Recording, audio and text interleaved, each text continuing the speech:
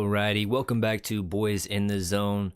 Thank you guys for stopping in and just talking some ball with us. We're going to be watching Monday Night Football, kind of scouting the Jets tonight, which is the Week 2 opponents for the Cowboys. I'm going to be at that game. My guest is going to be at that game. It's going to be a fun time. And with that being said, let's bring in the guest, man. Mike Tagg right here. How you doing, Mike? What is up, man? Feeling pretty good after that beautiful beatdown Sunday night. Oh yeah, man. That is the epitome of the past months of what I've dreamt of seeing on that Sunday night opener, man. So much fun. No, I tell you, for me, it was just, you talk all the noise, and I said, I didn't think the Giants were that good. I didn't think they're going to beat us, but there's always that concern. It's the first game. You're nervous. Is it going to, they're going to come out sloppy? Are they going to come out rusty? And could the Giants jump on them and cause a problem? But the way it started, you're a little concerned. They went down the field, but then got the block field goal, and then it was just on from there. So it was really, really good to see. Oh yeah, man. I just, as far as like the biggest positives that you had from the game, biggest takeaways, I guess, what were they for you? Well, it's me. It's just reemphasize the speed that we have on defense, and felt really good with that. The offense, you'd like to have seen more, but it's just the way the game played. They weren't going to show anything. They were up a lot early. You started getting short fields, so you never really got to see the offense going. You didn't really see Tolbert in it. They weren't going real wide. Deuce Vaughn didn't really get into garbage time. So, you would like to see a little bit more offense, but I'm not going to complain because I'd rather take a 40-0 beat down over a close game. Oh yeah, man. I think that defense flew around. Our role players, you talk about Wanye Thomas, Marquise Bell, man, they looked like they've been there before. I mean, they were flying around, and to have been a safety in the past and then come down and fill in that linebacker position, for both of those guys played a little bit of linebacker last night. It was refreshing to see that, man. I think that Dan Quinn's kind of a safety whisperer, kind of. He's brought in Jaron Curse, revitalized Malik Hooker. You could say that about Donovan Wilson. Now these two guys, I mean, it's exciting to watch. No, and I think that's what made we saw some of the linebackers getting cut, and we're like, you're worried about that. Are they going to be able to address it? But I mean, they had a plan in place. The plan was to use, the safeties in that hybrid role. And, the other guy that stepped up, and he keeps doing that, we might not be able to keep him, he's going to want to get paid, is Osa. He looked fast. He looked quick off the ball. I mean, he looked like he just went to another level. Yeah, Osa looked good. I thought that, I mean, for as much kind of trash talk I had on Dorrance Armstrong for being a pass rusher, I thought he was the beneficiary of being opposite of Michael Parsons a lot last year. He had some nice reps in there last night, just actually winning solely based off who he was as a pass rusher. So that was encouraging. Going back to the offense stuff like that, it's strange because the media isn't going to give the Dak or any of the offense their flowers. One, it was a rain game, super slippery ball. We're not going to be passing it all over the yard. Two, you're up 19-0 at one point. And at that point, you're kind of like, let's save what we have so that there's no film getting out towards the Jets next week. Do you kind of feel the same, or? No, I think that's what McCarthy said that afterwards. There were some packages that they held back. They held it back, probably because of that, but also the rain. I mean, they were focused on not turning the ball over, and they didn't turn the ball over. I don't know how many turnovers we got off them. Was it 5 turnovers we got off of the Giants? So I think it was just a strategic move, by McCarthy. And I think that's one of the things that I've always liked about him as a coach and also a play caller.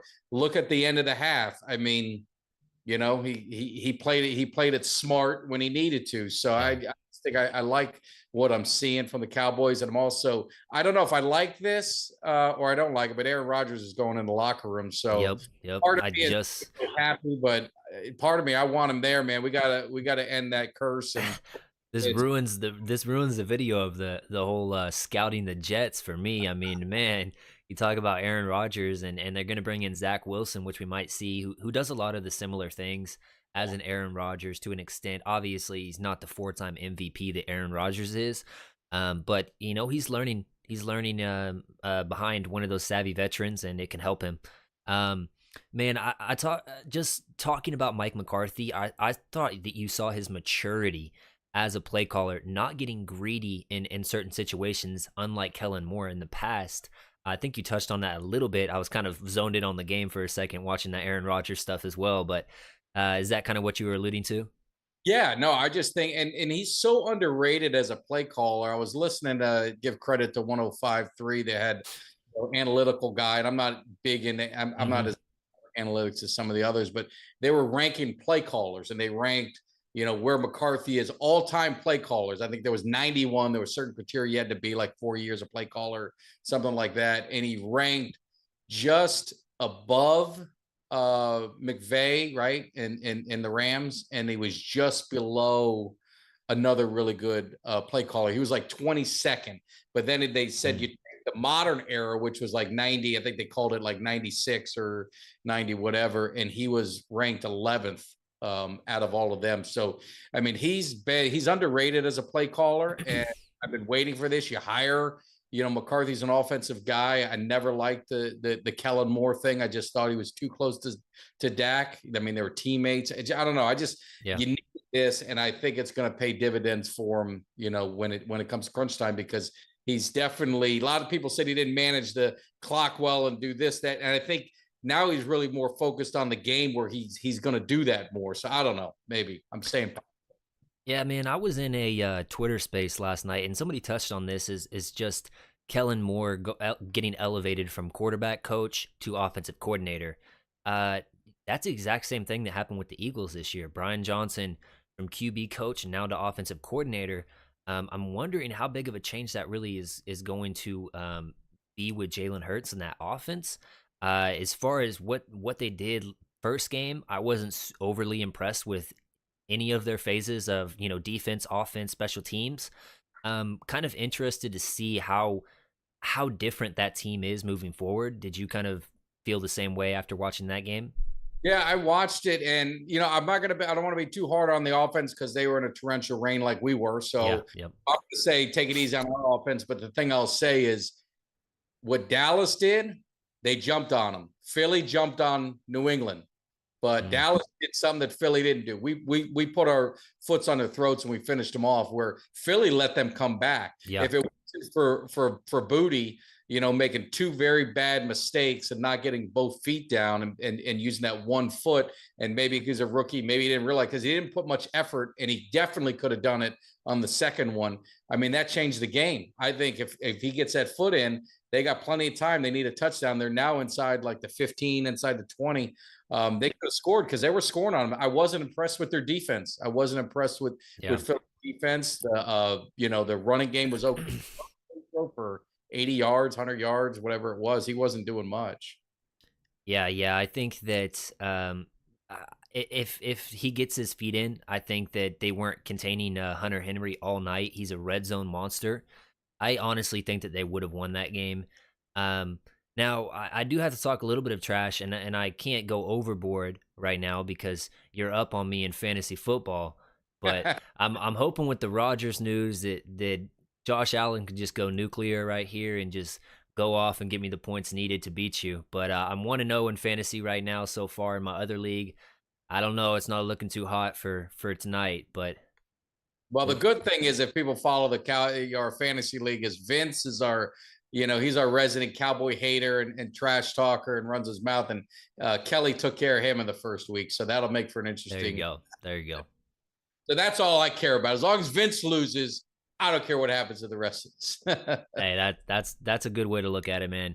I tell you, as far as second year players and kind of third, just young guys in general, talk about Osa, you talk about Deron Bland played his butt off, Wanye Thomas.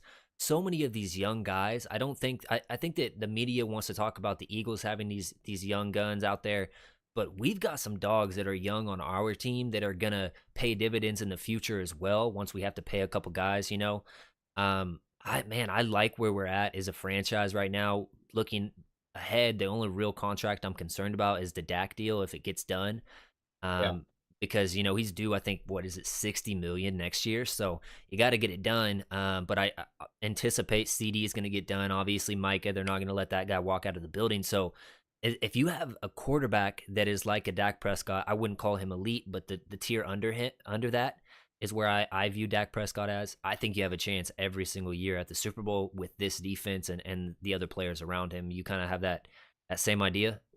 No, I mean I think so. I mean he's our guy, and really with the contract, I'm hoping. And again, I never like talking about people's money, but like you kind of hope that he gets to a point where maybe he takes a team friendly, you call a team friendly deal to kind of help the Mm. Cavs. They can keep the nucleus because, like you said, we're young. I mean, people still don't understand.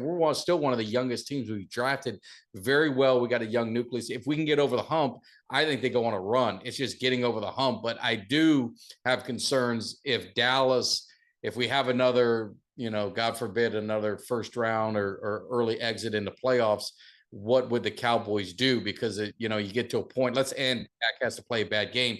Do you continue going down that path and sign to a contract, or is this where that Trey Lance and the maybe they move on at some point? Because I know Yeah. if the results are still the same, how long do you go down that path, especially with the type of talent that this team has? And you see they're shifting to a defensive mindset. So it'll be interesting to see what happens. But Well, for me, it's two things. I follow the draft heavily, so the amount of quarterbacks that are going to be coming out of college this year and the talent of all of those guys, it makes you kind of like, hey, we should draft one of these guys. But on the backside, we traded away, what was it, a fourth round pick for Trey Lance. So you want to see what he has.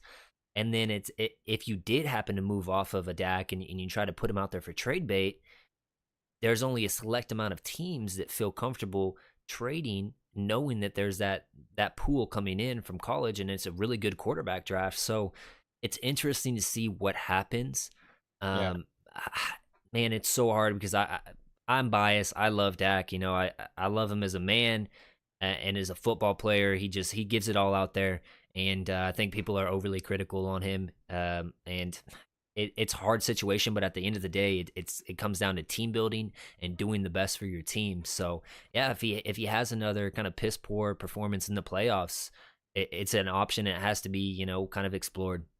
no, and I hope it don't happen. Believe me, I think he's going to give us our sixth Super Bowl. And I've said if he does that, Mm. you're going to have to put him, and argue that one of the best, if not the best, Cowboy quarterback in history. I mean, he's going to have the numbers. He doesn't have the ring. If he goes on a run and they get the Yeah. Super Bowl this year, I think they go. I think he can win multiple. I think it's just getting over the hump. Like we talked about, the team is young, and they can do it. I mean, they've got, I don't even want to say a window, but they continue to draft well. So I'm excited. Oh, there's McGovern. I haven't seen him in a while. So yeah, so I haven't seen him out. But he's Yeah. I didn't know he was an offensive lineman for the Jets. That's probably another good thing for us coming. Well, that's actually a different Connor McGovern. Oh, different McGovern. Okay. But it's funny because you mentioned that, but the other Connor McGovern plays for the Bills. Okay. All right. I So thought two Connor McGoverns in this game, actually. So he was that's trash. funny. So that's why I'm hoping we get, well, we'll see him then in December. So Yeah, man, it's a difficult decision with the Dag thing, but yeah, I mean, I think I saw a stat, 25,000 passing yards and so many rushing yards in the first 100 games. He becomes the second quarterback to do that. The other one played a little bit earlier before he went down, Aaron Rodgers. So he's in good company. He's it's just polarizing with Dak. When you have that star on the helmet, people want to hate, and I pray that we do get to the Super Bowl and we win it. But Dak has an elite game in the Super Bowl as well, because you know what it's going to be like if we do win. Oh, the defense was so good. Anybody could win with that team. Blah, blah, blah, blah, blah. Any excuse not to give Dak his flowers. And man, if you're going to give a guy like Russell Wilson his flowers for winning a Super Bowl, and Russell Wilson was a good quarterback in his time.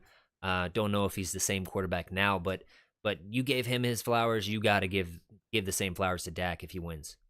oh, absolutely. They won't. I mean, they're going to come up with some Yeah.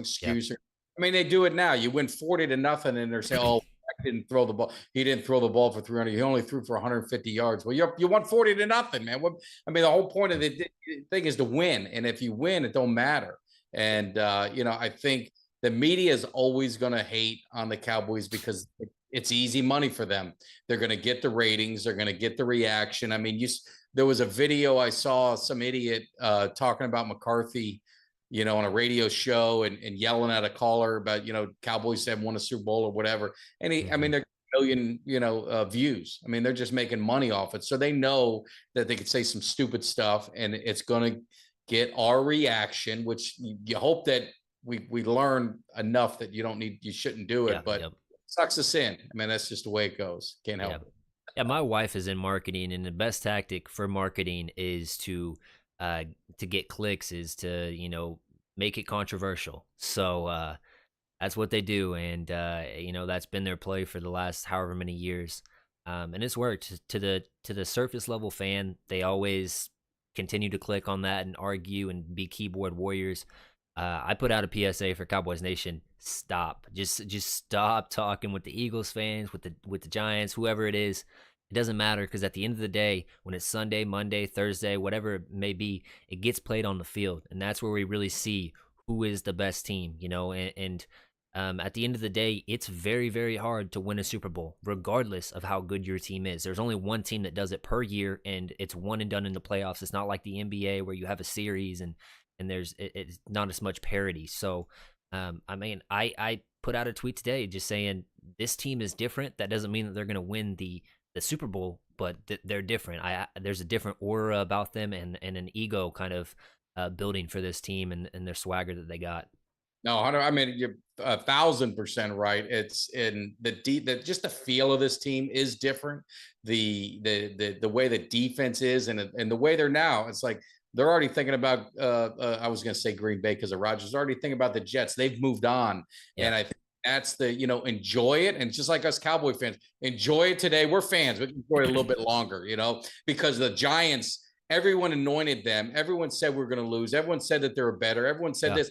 And then after we do it, oh, well, they're not any good. Oh, they weren't this. Oh, they weren't that. So the fans, we're going to enjoy it a little bit longer because we got to hear it. We got to hear it from all the haters all week. And then when we do it, we're going to let you know because, we feel that energy. It's held up inside. They feel the fire and we're going to spit it back at you. But the players, they've already moved on. They're already talking to the next opponent and they're looking one game at a time. And I think, look at Dak at the end of the game. Why NBC had him as the player of the game was beyond me. But Dak, the first thing he said is, I do not know why you have me here. I shouldn't be here. Yeah. It should be for defense. But the other thing I noticed was that uniform was spotless.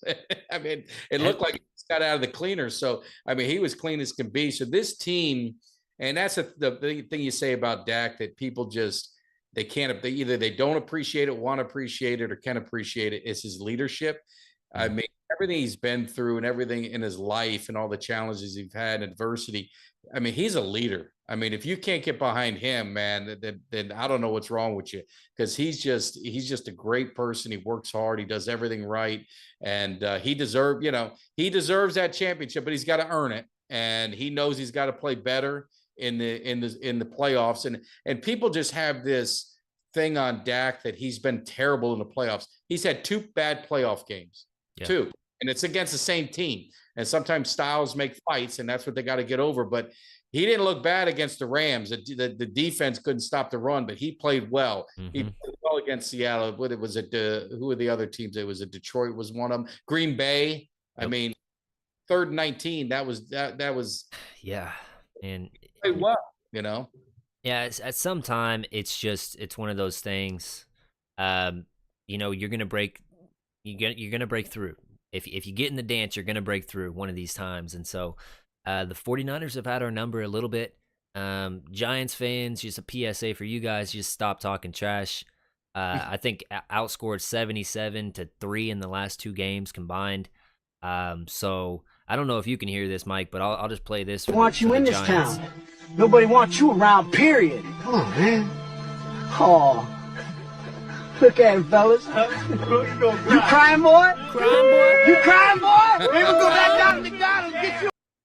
So, hey, man, that's all I got to say to the Giants. They're our little brother right now. So, if you're popping up in my mentions and you're a Giants fan, just chill out, bro. Yeah. You don't want the smoke from the Cowboys on the field. You don't want the smoke from me in my mentions. No, like 13-2 or something against them in the last 8 years or whatever it's been. Something crazy. This is like 6 straight for the Cowboys and then 11 straight for Dak. So, Yeah, just crazy, man. It's kind of it's reminiscent of Aaron Rodgers saying, "I own you" to the Bears, man. No, it is. It is. It was funny. I was at the Miami Hurricane game. Great win by my Canes, by the way. And one of the guys I was with was a Packers fan. And we're talking, and he goes, man, I hated the Cowboys. I hated you guys in the 90s. And I said, I'm glad you remember that because, we talk about with some of these teams and Packers have been one, in the Rodgers era that we just always lose against them. But there was a time that we owned them. Yep. And there was that we ended their season, and San Francisco was kind of like the same in the 90s, where we just had to get over that hump, and then we finally got them, we beat them. And I think with this team, October 8th, I don't want to look too far ahead because I know we're talking about the Jets, but on my birthday, very important, is I think that game mentally is going to mean so much to the Cowboys. They got to go out there and they've got to play good. Now, if they lose a close game, tight game, but Dak plays well, I think that's fine. But they've got to go out and play well against San Francisco. Mentally, I think it's more than anything. Yeah. Yeah, I think that one thing that I think gets overlooked a lot is that if you have that home field advantage in the playoffs, that makes a world of difference regardless. That what was it, 2 years ago, when the Niners came into our house, they weren't afraid of us in our house. I don't know what it was. They just had that swagger. They had that aura where they didn't care. They were like, whatever, we're the underdog. We're still gonna slap these guys. Going into San Fran is gonna be different. If you beat them in their own house and then they have to come back to our house in the playoffs, that's gonna tell them a little bit. Yeah. In my opinion, that's going to be like, man, they beat us in our house. Now we have to go to their house and beat them again. Like I think that that's going to carry a lot of mental weight. And yeah, like you said, don't look too far ahead, but that's the big one on the schedule, man. It's one of those, and I was at that game, the playoff game, and my son texted me while I was there, and he said, "Dad, we're going to lose." I'm like, "What are you talking?" Because I'm at the game. I don't see. He just This is said, the home game for us. "Pardon me." This is the home game for us. Yeah, the Okay. first. Yep. Where I thought we were, we all thought we were going to win. At least I did. And I said, "Why?" And he goes, "I'm just watching them come out of the tunnel, and I'm watching us." The TV was showing it, and he said, "We look scared, and they look like they're ready." And sure enough, I mean, they got off to a start. We got off to a sloppy start. It kind of got going in the end, but it was too little, too late. And that's what it is. I mean, I think back to the Packers, and when they won the Super Bowl in '96. We beat them that season. And you ask any Packer fan, you ask any Packer player, it pissed them off. They still couldn't beat us. They wanted us in the playoffs so bad to get their revenge and finally beat us to get to the Super Bowl, but we laid an egg to the Carolina Panthers in a divisional round, and we didn't get a chance to play Green Bay. Now, Green Bay probably would have put it on us pretty good, but maybe not because of the psychological part of us beating them 7 times in a row. You just that plays that gets to you. I don't care what you are. It's like Michael Irvin and Dion. They're talking about at Colorado the game from the neck up. That's something that some of these coaches they don't get into, and that is a big part of the game. Is that confidence, and you see it with Colorado. You go in at TCU, and then everyone's expecting them to have a letdown against Nebraska, and then they they should have won, but they steamroll them. They got more wins now than they did last season. It's only 2 games. Yeah, I mean, like, I'm a Boston Celtics fan for NBA, and you talk about a team that has a lot of talent, kind of, that's made it to the finals a couple years now, but they just haven't broke through and actually won it. Whenever you get there and you kind of have had those letdowns in seasons before, and you know what that feeling is, that starts to outweigh how scared you are or how nervous you are when you remember, man, last time I played these guys, they killed us. And I don't want that feeling again. So I'm going to go out there and do whatever it takes to steamroll these guys. There's a big run by the Jets right here. All the way to the house, it looks like. I don't know. I might be a little bit behind you, but man, your first impressions, I mean, I don't know how much you've been watching, but for this Jets team, what are you seeing? I hadn't seen a ton. I get focused and I forgot to look up. I don't know if you're ahead or I'm behind. They just came back from commercial break, but offensive line seems to be a concern, and obviously Rodgers got hurt, so he's out. So did Brees Hall make a huge run? Yep. Hey, Yeah. he's from my high school, man. So Really? he's one of those guys that I kind of root for. Yeah, I had him on my fantasy team last year. Man, did he take it to that? That's like a 90-some yard run. Yeah. Yeah, he got tackled a little bit before, but Yeah, man, yeah. this Jets team is one of those teams that are very reminiscent of the Tampa Bay Bucks a couple years back when they won that Super Bowl. Yeah. Really good roster. And they just need that guy to come in there and kind of pull everybody together and be like, hey man, I've been here before. I've won this many MVPs. I've done it. I fully anticipate the Jets are going to be in the playoffs, barring injury for Aaron Rodgers. Who knows? Yeah. But man, that there's no telling how much that actually does for a young player to know this guy is one of the best all-time players at his position. He's coming into our organization. He chose us that he wanted to go to us and try to make a run because he feels like our roster is good enough. Man, that just puts a vote of confidence in those players Yeah. to play better. And 2 rushes for 109 yards. That is crazy. Yeah. Anyways, though, but man, I tell you, I could definitely see the Jets going kind of like a 9-8 season, but just squeezing in there to the playoffs and making a lot of noise. Yeah, I said, with the Jets, I think they're going to be good. I think I had them in the playoffs. I'm pretty sure we did our predictions. I think it's all when you play them, and that's why I was happy to play them the second game. I think they're going to get. I think Rodgers is going to get better, but he's got to, the offensive line's got to gel. The team's got to kind of, he's got to get with his receivers and all that. They got talent, like you said. They're a talented roster. So I'm glad we're playing them early. It's almost like the Jaguars. I look at the Jaguars last year, and Yeah. I didn't want to play the Jaguars late. I wanted to play them early. We played them late, and I had a feeling Trevor Lawrence and those guys will get things rolling, and they did. And unfortunately, we lost up there. So a lot of times it's when you play these guys, as well as is a big thing. Completely agree. And I think that when the media talks about Aaron Rodgers, it's kind of funny because they love to bring up his broken finger for his last year's season stats and stuff like that. It was a down season for Aaron Rodgers, but he did have that broken finger. Never want to bring it up for Dak, but that's okay. I digress on that. But man, yeah, they're a talented roster, and I'm expecting that. What division is this? The AFC East? They're AFC East, yeah. Yeah, so that's going to be a hard division, man. I think it's the best division, most competitive division in the NFL. Yeah. I mean, the Dolphins' offense is crazy. You talk about more than 2. They've got Devin Achane, who's a speedy back out of the draft from Texas A&M. I had, I think, a 3rd-round grade on him, but his speed is electric. Then you talk about Tyreek Hill and Jalen Waddle. That's a freaking fast wide receiver core. That they have got some fast running backs, and they play fast.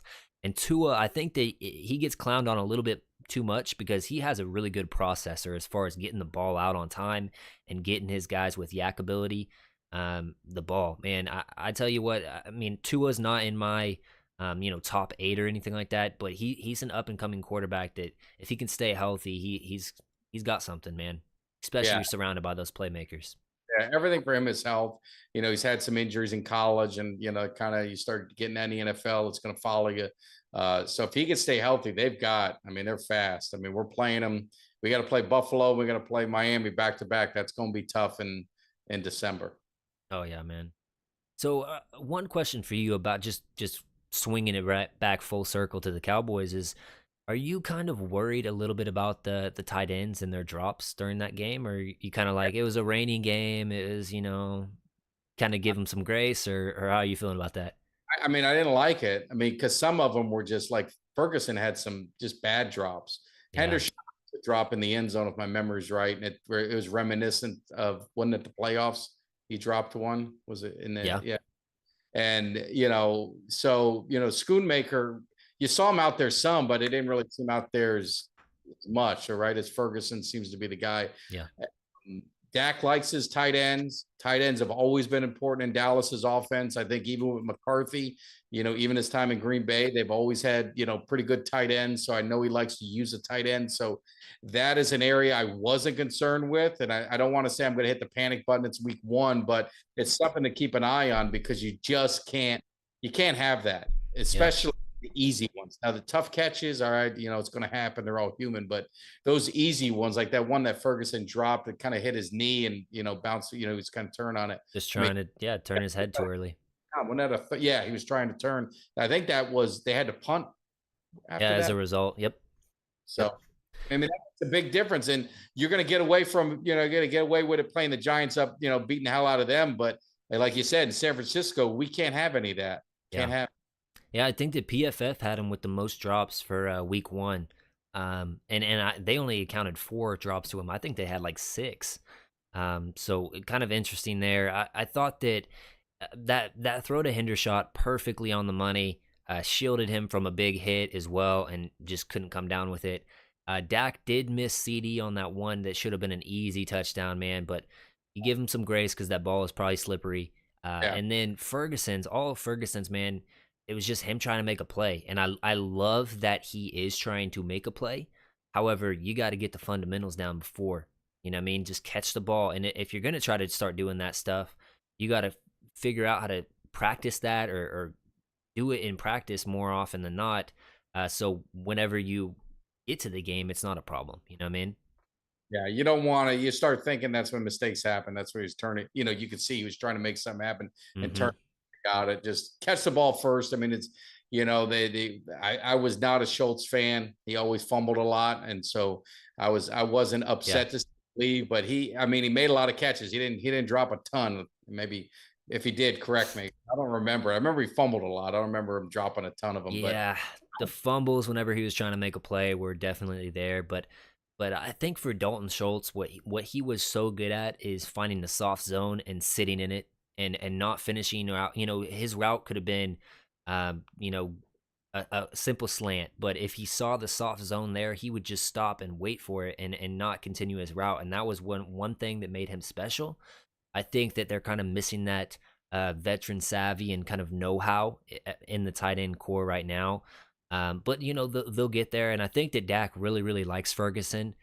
He's a playmaker. He's a guy that wants to make a play, and I'll take those guys more often than not because they're gonna give it 100%. They're not gonna give up, and they're gonna continue to fight whether they're down 20 or up 40. No, absolutely, and like I said, we'll both be there, so we'll see how they look at AT&T if it's another showing because the weather's going to be perfect. If not, they'll have it'll be covered. So the conditions are going to be good, so there'll be no excuses if the offense or if the tight end doesn't get things going. And I think they should be able to move the ball on New York. Well, the Jets defense is playing pretty good right now. No, they're pretty good, but I think I still believe in our weapon. I just think the depth that we have at receiver, like you didn't even see Tolbert out there, because it just didn't. The game plan didn't need it, and I do think tight ends are good. I do think we've got the running back, especially with Pollard and Rico did fun. I think we got just a lot of weapons. I don't know too many teams that can go toe to toe with us. Obviously the Chiefs and Mahomes, if he gets stuff going. I mean, you're talking about one of the greatest quarterbacks, but there's not that many teams. And you look at the NFC, the Eagles. If you force Jalen Hurts to pass, can he go toe to toe with you if he got in that kind of situation, or is he a grind out guy? Purdy is proving me wrong after that first game.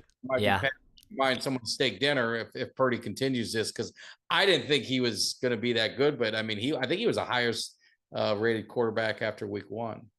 I don't know about that. I didn't check any stats for that stuff, but Purdy impressed me, man. I said this on my show last week. I said, I think the biggest fear that I would have as a 49ers fan would be that Purdy isn't just a system guy, meaning that he tries to do too much and tries to fit those balls in tight windows and such like that, because how the 49ers offense works is by finding the open guy and trusting this scheme, and interesting to see because watching him at Iowa State, he was a guy that took a lot of pride in throwing the football and throwing his players open.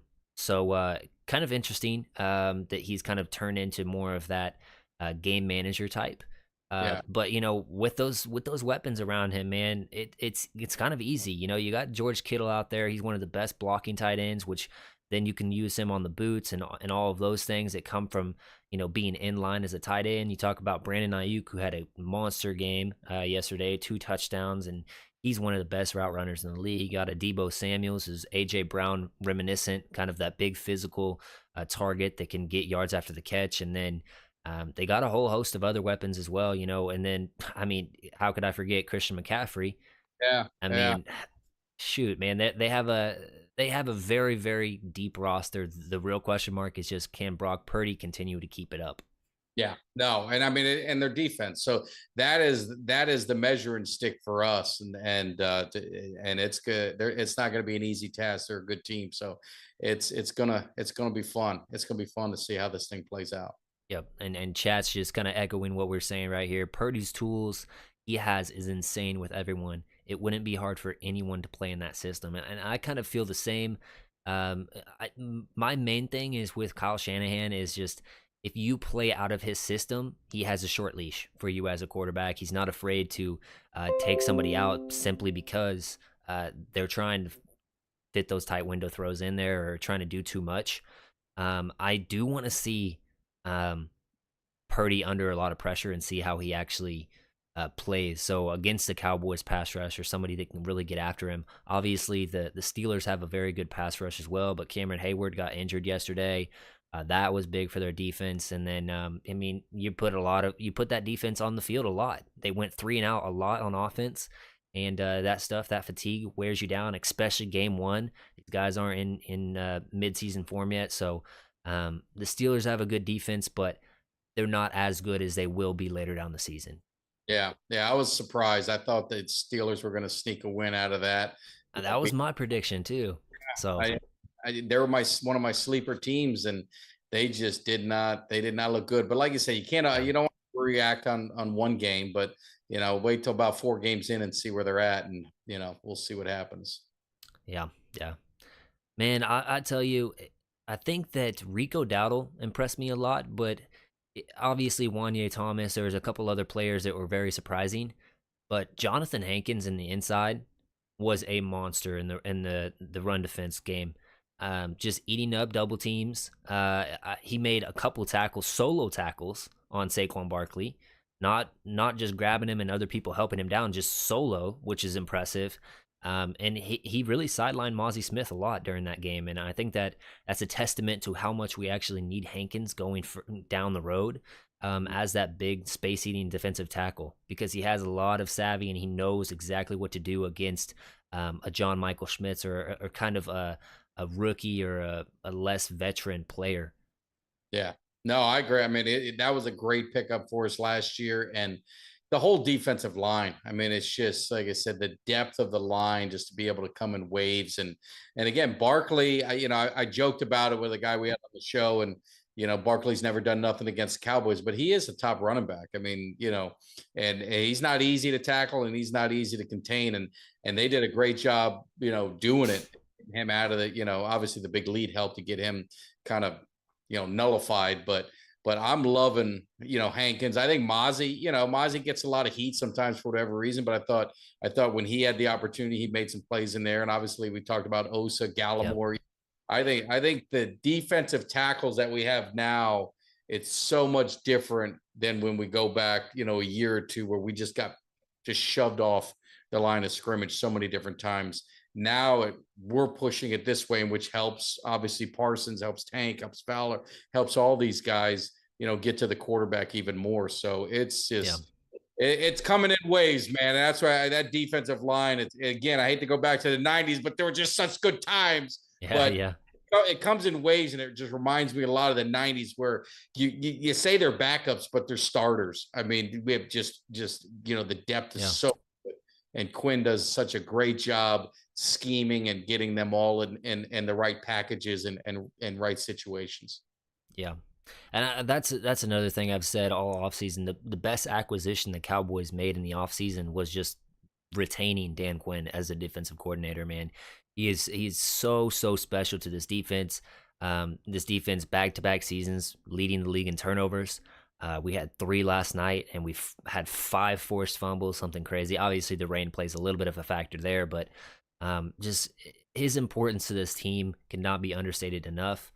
Um, but man, I just tell you, as far as a Cowboys fan, that was probably one of the funnest games I've watched since maybe the Colts game last year, and that barrage of points that hit us, 33 points in one quarter or something like that.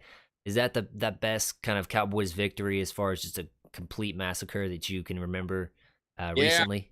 I talked about it earlier, and yeah, recently the I was at that Colts game, and that was pretty good. But I if I'm gonna go, back in time, it was a '95. See, I'm 100% sure it was a season opener. Someone will correct me if I'm wrong.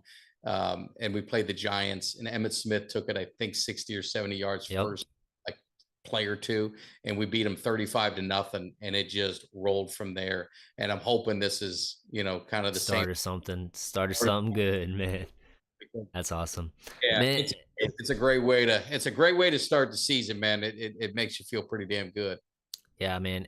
One thing I will say, and I don't want to play the what if game like super early on in the season, but I think that the Cowboys, as far as where I had the players, scouted for where they were taken in the draft, I thought that they shot for higher upside players than the higher floor players, I guess. So Mhm. players that could come in and make an instant impact. You kind of saw that last night. Their first 3 picks, obviously, Overshown was injured, and it actually 4 picks because you got Feihoku was inactive. So all 4 of your first 4 picks really didn't play any major role on the team last night, um, which is not worrisome by any means. Obviously, they're the draft and develop kind of franchise, and they've been known as that. So I'm not worried about these guys getting developed. But it was an interesting philosophy as far as what I saw because I thought that this team was good enough to shoot for the higher floor guys and really make an impact and really make a run, kind of similar to like a Rams team whenever they won the Super Bowl with shooting for those guys that could make the impact and then making the trades, obviously with the Gilmore, with the Cooks trade for Dallas, that could kind of get us over the hump. Yeah. What are your thoughts on that, or do you not follow it enough? Or You're a bigger draft guy than I am, but I'm just looking at it is it's got to be hard for a rookie to come in here and take time away. I mean, this team is deep. The roster is deep, and you look at Amazi. We needed help at the defensive tackle, and you could tell me if he was the best one available or not. But I had no issues with them getting Mozzie because it filled a need that they're going to have with depth and could be impact a guy that could eventually start. Defensive tackles kind of, they take a little bit longer. They're not going to pull up the stat sheet. They're not going to, be the sexy pick. Schoonmaker surprised me because I thought a lot of Ferguson, but it maybe says something if they're going to draft a tight end, in the second round. That was kind of, was a surprise to me yeah, that they did that. And then obviously Overshown, I think Overshown was going to be a star. I mean, I think he would have been an impact, player on the team, yeah. would be in the rotation. And unfortunately he got hurt, but everything that he showed looks like he's going to be a guy that's there. But I mean, you get, I always forget his name. I don't know why. Number 33, the linebacker. Damone Clark. Damone Clark. I mean, right? So he's kind of come in now. And like you said, that they wait that year. So now he's getting better. You see what Tolbert can do. Obviously, he wasn't able to do that the way the game played out. He didn't really get much in the game. So, to your point, some of these other guys are stepping up to where I look like a Tolbert. Well, Yeah, that's kind of a red shirt year for him. And Clark's kind of, a lot of people are high on yeah. him. So we got a great roster, man. We got a great roster, and it's hard to get in there right away unless they would have drafted like a running back or something like that high to get into the mix. Yeah, yeah, man. It's one of those things that I won't hamper it too much because this is a very good drafting team, and I trust this front office. So Wilson with the pick. Yeah. But I will bring up a chat right here. This is from Falcon00. I have a question because I feel stupid. Isn't any tackle of a QB behind the line a sack, like a bad snap falls on it and then still that's still a sack when he's touched, is it not? Or am I dumb? I agreed. I thought that was a sack on that first Micah kind of touchdown thing on the botch snap. Did you kind of feel the same way? when I saw Micah's stat sheet, I'm like, God, he didn't have more. He had more than one sack. And I said, I Yeah. remember that thing, and I thought it was, but someone said that they could, if it's a botched snap, they consider that a run play, which I don't. I mean, I don't Mm. know. I thought the same exact thing. So yeah, Yeah, I mean that's weird because if you call it as a run play just because it's a botched snap, then the QB should have no ability to pass it after that. But I yeah. guess up behind the line of scrimmage, maybe I don't know. It's On the fumble snaps, they don't count that as sacks if you think about it, right? When the yeah, quarterback fumbles the snap, like in the they all fall on it. mm, So yeah, we got 7 interesting. sacks. We'll be happy with that. Let's Yeah, show mercy on these Giants. You want 8? I mean, we show man, I no. wanted like 12, but no, but yeah, I thought that was a sack, but it is what it is. I mean, at the end of the day, you're Mike is going to have plenty of sacks during the season. So one sack missed or whatever, it really wasn't really an actual like sack like that, anyways, that you would show in a highlight reel. So keep it off the stat sheet, whatever. This guy's he's gonna be harassing quarterbacks all season. Oh, he was everywhere. And he was behind the line of scrimmage all game. I forgot some stat they were talking about his pressures. I mean, it was some thick percentage that he was back there with quarterback hits, pressures, and sack. Everything. I was Yeah, talking to a buddy of mine who's a Giants fan, and he's still so pissed that they didn't draft him. And he said he was texting his brothers, they're all Giants fans. He said, "Man, we got to get Parsons right here." And they're like, "Who is he?" He goes, "Dude, you want him?" He goes, "We don't draft linebackers this early." And I remember when we drafted him, I did a video, and man, I got annihilated by people. You don't draft. You don't draft a yeah. linebacker. He stinks. He can't do this. He can't do that. And I'm like, well, I guess we're gonna find out. And man, thank God Philly traded with us. The Giants. I mean, it's so weird Hmm. how it worked out in the division. That the Giants helped us and Philly helped us get Parsons. But thank God they did. He changed everything about this team. Yeah, man, you talk about having those players that have the swagger, kind of like 49ers did that playoff game. Micah's one of those players, man. And Chad's saying this, he was doubled, triple teams. He was just feasting last night. And one play in particular for me that I just loved was he almost blew up a screenplay. That's how fast he was. He broke through that line. Obviously, the screen is supposed to be a timing play. You kind of hold the block and then you let them through to get out and run with your running back or whoever's receiving the screen.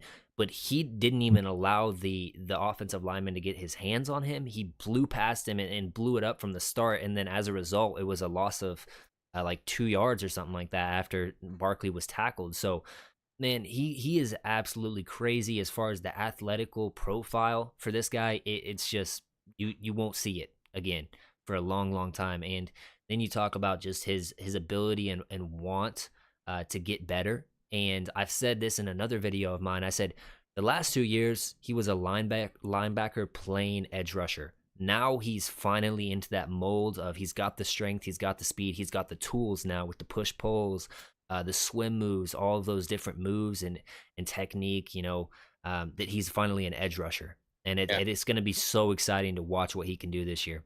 Yeah, he's a problem. And God, he's just so good, and just the ability that he has to just go all over the place. I mean, you just can't scheme against him, saying, "All right, he's going to be here."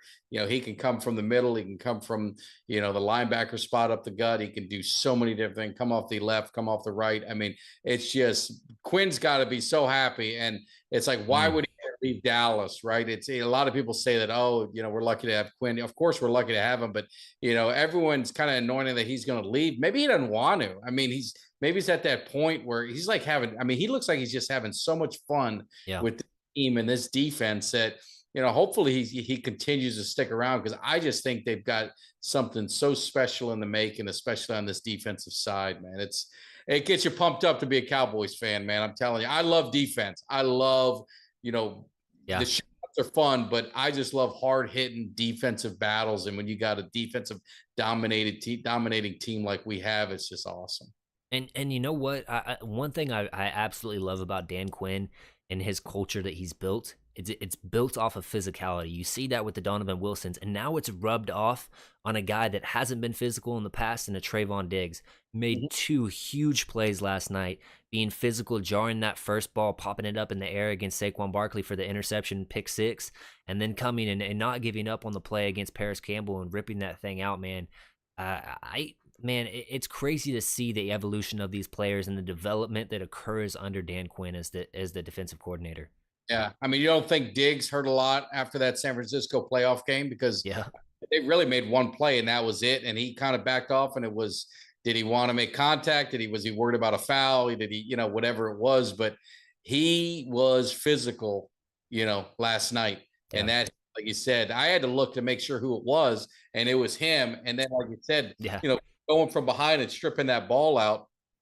I mean, he's been known to do that for a long time, but I mean, creating 2 turnovers. Yeah, he didn't get any picks, but I mean, he's responsible for 2 turnovers in that game. Yeah, man. It's so, man, it's weird because this team, as far as, you just think like 3 years ago under Mike Nolan, like that was 3 years is not a long time.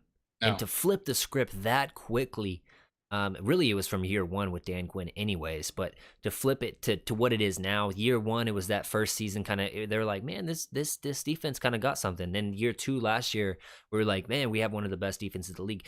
Now it's starting to look like we have the best undisputed defense in the league. Yeah, no, I think, you hate to do one game and tell it all, but I think between San Francisco and Dallas, it's going to be a clash, because those are the 2 best defenses, I feel, and I just think Dallas. I'll be biased. I think Dallas has the edge. Yeah, I'm biased too, man. I'll put it on full display. One thing I will say about Diggs, I think he's quiet. If you ever watch his interviews and stuff like that, he's quiet. But I have a feeling that he's his own biggest criticizer, should I say. Every single year he has something that the media loves to dog him for, and it seems like the next year he'll come back and he's a different player. And so I think about that mentality as well, and that kind of swagger that he has. They call it him and Parsons 7-Eleven. They're always open. You can get the business anytime. I kind of came up with the idea of 5G coverage for this secondary, man. You got 5 gangsters, some dogs out there. Donovan Wilson, Hooker, Curse. You got two elite corners. You add in the other guys, so the extra coverage you can pick up for an extra $10 a month. The Deron Blands, the Jordan Lewis, hasn't picked up quite the steam I wanted to in Cowboys Nation. But man, hey, 5G coverage is coming all over the map, all over the nation. And it wasn't that long ago that we were begging for our secondary as our Achilles heel all the time, right? It was all, no cornerbacks get killed, get toast, and it's so good to see the depth at that position in the secondary. And like I said, between the safeties and the cornerbacks, man, they're vicious. They hit hard. They coverage. You got someone playing linebackers. I mean, they're hybrids. I mean, it's fun. Like I said, it is a fun team to watch. It's a great season. I'm so pumped up for this season to get started with the Jets, and being able to probably hit like 5 or 6 games, man. It's going to be awesome. It's going to be awesome. I saw on Twitter, man, somebody was like, the season starts against the New York Jets and this date or whatever. The Cowboys actually play 4 preseason games. The first one, or the last one's against the Giants, and I kind of chuckled. But man, after that 40-0, just demolition derby, if you will. I mean, that's kind of what it was, a preseason game. Kind of funny, but here's a question from chat, though. Diggs developing that peanut punch, it's kind of hard not seeing him get to Dion level. You obviously watch Dion a little bit more than me, kind of live. Do you kind of feel like he's going to get to that level, or you don't put him in that territory yet? I'm not a boomer, but I'm just telling you, Dion, he was at a different level. I mean, he as a cover corner, Dion wasn't physical. I mean, he wasn't, he always said sometimes you got to make a business decision. But what he did to the field, I mean, he would take away, they wouldn't even throw his way. I mean, that's why, like, sometimes, like, man, he only had like 3 picks, but they only threw at him like 3 times all year. He was just at a different level. His coverage ability was like nothing I'd ever seen. And I haven't seen a cornerback, Revis was there, right? Revis Island he was, but he wasn't Dion. I just don't think there'll be another Dion. No one ever really timed him in the 40. And they'd always ask, and they say, well, how fast do you run? He goes, I run as fast as I need to. And I've seen him, you see him line up against these guys that run a 4.2, and he's going stride for stride with him and getting the ball out. And I mean, he's an unbelievable athlete. So I just can never put anyone in Dion's class. And I think Diggs is I think he's just a different cornerback. I think he's more of a risk taker. I think he looks for that big play, but he's more physical than Dion. You saw that, so he can be more physical than Dion would be. But as a cover corner, I don't think there's anyone better than Dion. Yeah. I mean, it's hard to argue anyways. I mean, like you said, Revis, Gilmore to his own right, he was pretty good whenever he had that defensive player of the year, year. But yeah, man, it's fun to watch. He's a different breed of corner, kind of like you were saying, and that doesn't mean he's bad. He still can be an all-time great for the Cowboys, and that's completely okay. I am kind of interested in hearing your kind of Mount Rushmore of Dallas Cowboys players, your all-time favorite. I'll put Emmitt Smith up there already for you. I know that's one. Yeah, who's the other three? So we have to go the history. So if you cannot, and are we doing coaches or just players? We'll do players only, and then you can add your coaches later. If you're going to do players, you've got you start with, and he's going to be on the show, so I'll do a plug. Bob Lilly, it has to be on. He's the first Cowboy pick. He's probably the greatest, defensive player with the accolades of any player in Cowboys history. So you got to go with Bob Lilly. Roger Staubach would be there for me. And then obviously Emmitt Smith. When you get to the fourth one, that's where it's kind of tricky. You really can't put anyone in this era because they haven't done anything yet. You got championships to get it. So if you're looking at it, I would put Michael Irvin over Troy Aikman. Okay. So it would be Irvin, it would be Emmitt, it would be Staubach, and Lilly would be my four. There you go. Yeah, man, I like Aikman. I think I'm a little bit more sour on Aikman just because I feel like he's kind of a hater when he's in the booth a little bit, and I never got to actually see him play, But he was very good, very accurate quarterback, and he had a lot of toughness, as a quarterback. Obviously, he had a great line in front of him, but the NFL was a different game back then. You could hit them, those quarterbacks. Nowadays it's kind of like, can I even blow on them? But it's funny. If you want to add on your coaches, I think that the chat would like to hear that. If you're in the chat though, drop your guys' Mount Rushmore for Cowboys players as well, and then I guess I'll give mine. It's always different with generations. So if you're a historian, you love the Cowboys from the beginning and the end, it's one. But I would be curious to hear yours and some people in the chat too. Mine would have to be Mike Nolan, Kellen Moore. No, I'm just kidding.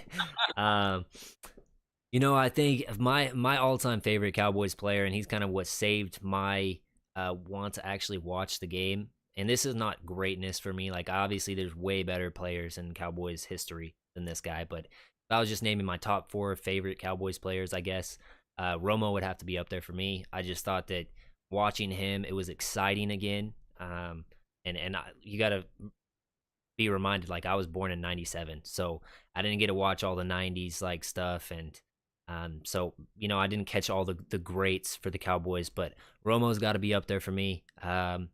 Dez Bryant probably for me as well. Just, these are my era kind of guys. So Dez was just a red zone monster. Absolutely, just basically he was one of the top 3 receivers for a good 3 years in there, and then he was a very good wide receiver for a few more years after that. Eventually, kind of his athleticism declined, and that's kind of his decline in his career. But man, I probably would put Dak up there for me. I think that just knowing him and how much he actually wants to win. I watched so many documentaries and just stuff on Dak, and just it's like last night I was kind of thinking, I was like, he's kind of like my son, man. I was like, man, they're going to just dog Dak because he didn't have that game last night, and it was 40-0, but that's all that's going to be talked about, man. Yeah. And so I'd put Dak up there, and then fourth player for me, I think probably Emmitt too as well for me. I think that just looking back at his highlights and then just seeing how how highly my dad talks about Emmitt, and then NFL all-time rushing leader, just an absolute monster. And then the longevity over his career. Basically, the only other running back I can even think of that did it as long as him and was even maybe in his shadow as, kind of good like that was Frank Gore. Obviously, Frank Gore was not Emmitt Smith, but he just had that longevity. And for running back, it's a position that's, it beats you up. Yep. Yep. And the funny thing is with Frank Gore, he went to Miami. He was injured pretty much his whole time in Miami. And you're probably, I don't know if you remember that, but at one point, the Miami running back depth chart was Clinton Portis, Willis McGahee, Frank Moore, and Najee Davenport. I mean, that was on. And Frank Gore was always hurt. And then he goes to the NFL, and he has the best career out of all. Yeah. McGahee or Portis would have had a better career than him. So to your point, his longevity and being that good for that long it's something that's hard to do in a running back. I mean, you can now with Zeke and some of the others, but for numerous teams, Frank Gore was on. I mean, he played for almost every single freaking AFC East team, honestly. So Frank Gore was a good player. He doesn't get enough shine. Chat is saying, and this is a guy that I probably could have put on mine, man. I loved watching DeMarcus Ware. Just talk about a pure edge rusher that just knew how to beat tackles and strength, speed, by technique. He was very, very good in his own right. Then he put Daryl Moose Johnson, Newton. So I'm guessing that's Nate Newton, the guard. Reggie White, and then Allen, and then Witten. So they put a heck of a lot right there. White went on the Cowboys, though. What is it all about? Who? Did he say Reggie White? Yeah, I'm guessing so. Randy White, maybe? Randy White? Randy White maybe is who. Yeah. Okay. Yeah, Reggie wasn't. So, and then Allen. Who is he talking about with Allen? I don't know. On Allen. You got to help me out with that one. Oh, Danny White is who he's talking about. Danny White. Wow. Okay, wow. That's a surprising one. That wasn't even in my realm of possibilities. It all depends, right? We're talking Mount Rushmore. So, Mount Rushmore is like the greatest.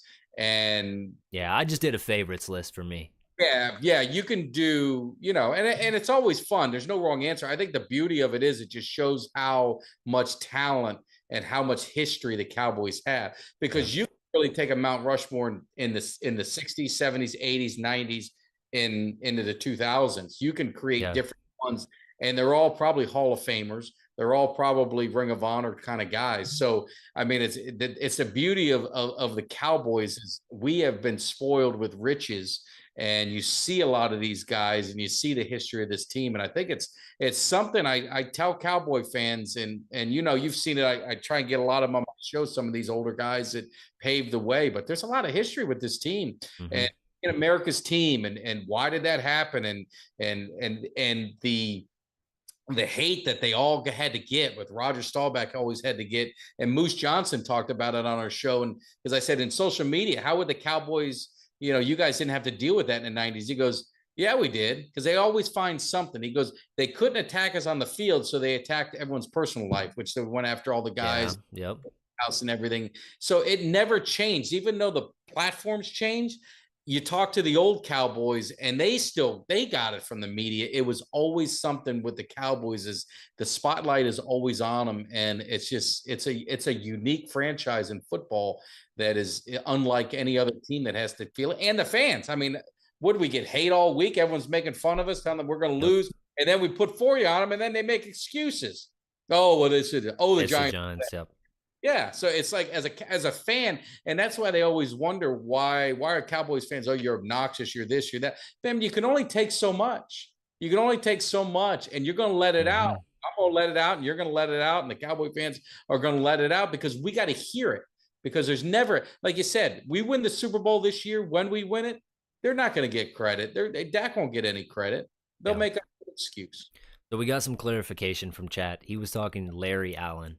Oh, Larry Allen. Yeah, absolutely. How did I miss Allen? Yeah, he was a monster. Larry Allen, man. How could you forget him? Yeah. How much was his bench press? The legendary bench press right there. He was like 700. I mean, he was. It was. Yep. They used to do the. They don't do it anymore. I wish they would. They used to do that skills competition, like around the Pro Bowl. They had the AFC and Larry Allen would be in there, and it wasn't. Those guys would say, "I'm not even waste my time." They used to do the bench press. They would do a 40-yard dash. They would do all these different events. And yeah, he was the greatest probably offensive lineman in Cowboys history, without a And doubt. chat said they lost some respect for you for not remembering Larry. I know. I apologize. Over No, there. Larry Allen, he's an Remember all all time those great. Yeah, he's one of the greats, man. Yeah. Man, I can't do I can't do a Mount Rushmore, but favorite players, man, those were mine. Um, it's fun thinking back to all those great players, but a lot from my, as far as like my perspective and stuff that I saw, for me, none of them ever won anything of, actual value, minus DeMarcus Ware that went on and won with Denver. Um, so it's kind of sad bringing up those names and remembering the Wittens and the Dezes and the Romos and all of those great players that never got to win. And I don't want to have to think about this team in that same kind of respect. So I just want them to do it and get there and get over the hump and get us a sixth Super Bowl.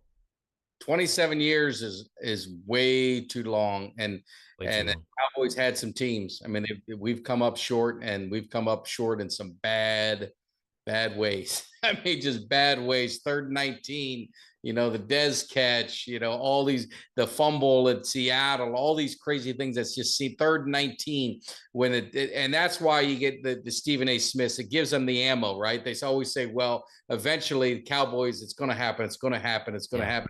Because we found just bad ways to lose, in the playoffs. Even last year, I mean, you had the memory that you're always going to have is Zeke. I don't know what the hell that play was with Kellen Moore. I'm so glad he's gone. He should have been gone right after that play. That's what you call your best play. Something that's the best you can come up with. So yeah, it's hard, and that's what I say is when the Cowboys win that Super Bowl this year, you may want to stay off of social media for about a week or two. Oh yeah, man, we're gonna be unbearable, and you have to, because it's 27 years. And I did see a meme though the other day that was like the Cowboys playoff or the championship drought is still less than all of the other NFC East teams' longest drought. So not the Eagles. Yeah, even with the Eagles. Well, no, the Eagles won because the Eagles took them. Oh, you're talking about years in between? Years in between. Oh, yeah, Eagles were 52 years, and they're talking like, they didn't want to bring that up. But yeah. So it's interesting. Obviously, with social media, it's easy to talk trash and just harp on a team. I don't understand why, like, a Jags fan hates the Cowboys. I just don't understand that, I guess. It's kind of weird because, like, there's a team like the Ravens. Like, I don't hate the Ravens. Like, there's no reason to hate them. Why would I hate them? You know what I mean? But everybody hates the Cowboys just because the media and so much talk. If you go to lunch, like I go to lunch and you get ESPN's on 12 o'clock, they're talking about the Cowboys. They talk about the Cowboys all the time. Cowboys are talked about on how many times are they always on TV? That's why there's so many Cowboy fans. I mean, I was a Cowboys fan growing up. My mom got me a shirt, and then Cowboys are on TV, and then you see them. They're just everywhere. Almost every kid I know at some point was a Cowboys fan when they were a kid. And then but they just go to hate them because it's just, we're talked about so much. And it's like I said before, you hate us because you ain't us. And that's the problem. They just hate the notoriety and everything that they get, and the most valuable franchise. And I could care less about any of that stuff. I just want to win. It's just like I said, Jerry Jones, if he sold the team tomorrow, I'm a Cowboys fan. I saw Emmitt Smith wearing a Cardinals uniform. I'm a Cowboys fan. If Dak left tomorrow, I'm a Cowboys fan. I'm a fan of the star and the helmet. That's what I'm a fan. And I think the loyalty that the Cowboy fans have is so much greater than any other franchise. And maybe I'm being biased, but I just see it because we get so much crap from every other fan base. And it's weird.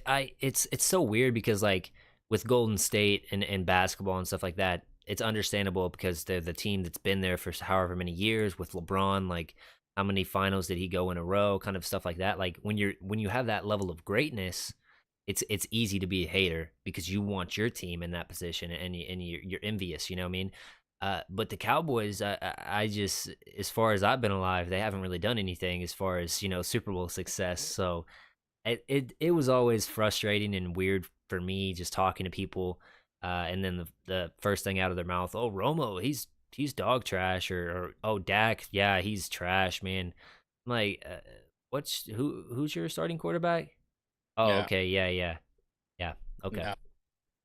Yeah. I mean, Romo was it's if Romo was on any other team, he would be looked at as just an unbelievable story. yeah, Undrafted, was on the practice squad, worked his way up. I mean, he was a Quincy Carter drug test fail of either being cut or someone maybe picking him up and him not being a Cowboy. So he had all these things that happened, and he had a very good career.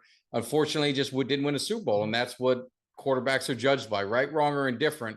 Quarterbacks are judged on Super Bowls. Dan Marino is probably one of the greatest quarterbacks of all time, yeah. but he's going to get mentioned with Montana, with Aikman, with Brady, with Bradshaw. Bradshaw. He Mm-hmm. won a Super Bowl.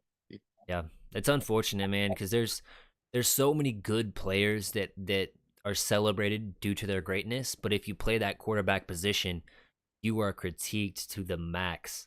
I mean, rightfully so to an extent because it is the most important position in the game. But man, I think that there's a lot of legends that kind of, um, get faded into history just because they don't have a Super Bowl. Yeah, I mean, look at Aaron Rodgers and Drew Brees. Yeah. They're so different. All they got is one Super Bowl. I mean, Mhm. Aaron Rodgers, some people talk about him as one of the greatest quarterbacks of all time. And arguably, you could say that he's got one Super Bowl. I mean, Yeah. it's all he's got. One Super Bowl can make the difference. Look at Stafford. I mean, Stafford's not considered one of the greatest, but his narrative changed when he went and won. He got one Super Bowl. He was considered a bust. He was considered now you good. He wins a Super Bowl and it changes. So I think a lot of times, for the great ones, now you're going to get your Trent Dilfers and your Flaccos are going to win because of the great defenses, and that's just the way it goes. But if you're a great quarterback, in order to validate that, you have to have a ring, and that's just look at Manning. 8 years did it take him to get a Super Bowl? Yeah.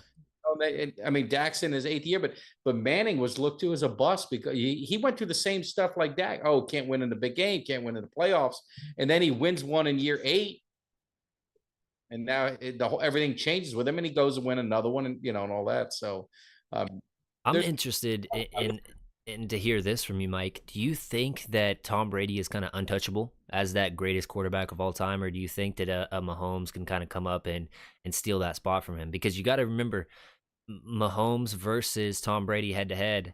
Tom Brady won in the AFC Championship game, knocked him out, and then won in the Super Bowl on a different team, the Buccaneers, and beat him.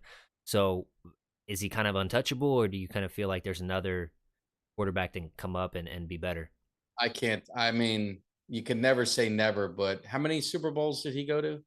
9, Went to 9. I think he won 7. 7, or maybe he went to more I think he because went to 10 and he won 7. he lost to the Giants twice and the Eagles. Yeah. So he Yep. lost Super Bowls and won 7. I don't think anyone's going to ever be able to do that. I mean, in the way football is today, and you look at Mahomes, as great as he is, Mm-hmm. look, weapons are depleting. I mean, there's only so much money that can go around. Yeah. And look at this, he struggled. I mean, look at those receivers he was throwing to. I mean, he's not going to be able to sustain that for long periods of time. Okay, so here's breaking news from your own son, man. Keeping it in house. Jets fear that Rodgers tore his Achilles. Wow. That's huge. That is Wow. huge. Can Fan, though, I got to shout out Can Fan podcast for being in here real quick. Imagine Jim Kelly if the Bills win a couple of those 90s Super Bowl runs.